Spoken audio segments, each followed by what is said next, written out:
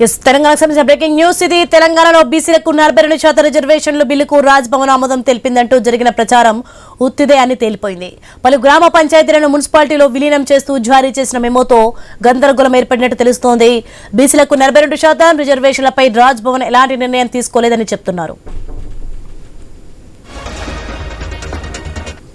రెడ్డికి అంశానికి సంబంధించి మరింత సమాచారం మా ప్రతినిధి దేవై స్వామి ఫోన్ లైన్ లో అందిస్తారు. స్వామి, మనం చూస్తున్నాం తెలంగాణలో బీసీలకు 42% రిజర్వేషన్లు బిల్లుకు రాజ్భవన్ ఆమోదం తెలిపిందంటూ జరిగిన ప్రచారం ఉతుదే అని తేలిపోయింది. ఏంటి అసలు?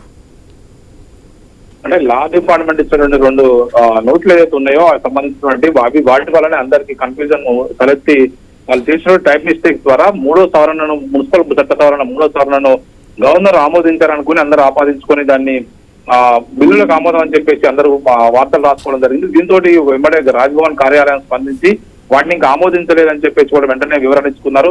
లా సెక్రటరీ కార్యాలయం నుంచి వచ్చినటువంటి 2 మెమోలలో ఒకటి సంబంధించి పలు గ్రామ పంచాయతీ ఇంద్రేషన్తో సహా పలు గ్రామ పంచాయతీల్ని మున్సిపల్ గా అప్గ్రేడ్ చేసే మున్సిపల్ చట్ట సవరణ బిల్లులోని ఒక అంశం, రెండవది దానికి సంబంధించినటువంటి మిగతా బిల్లులకు సంబంధించినటువంటి 2వ అంశాన్ని కూడా ఇలా ఆమోదించారు. ఆ రెండింటికి సంబంధించిన విషయంలో ఆ రోజు జరిగినటువంటి అసెంబ్లీ సమావేశాల్లో 3 చట్ట సవరణలు చేశారు. 3వ సవరణలో రిజర్వేషన్ సంబంధించినటువంటి విషయంలో 50% సీలింగ్ ఎత్తివేసినటువంటి అంశం ఉంది. దాన్ని గవర్నర్ ఇంకా ఆమోదించలేదు.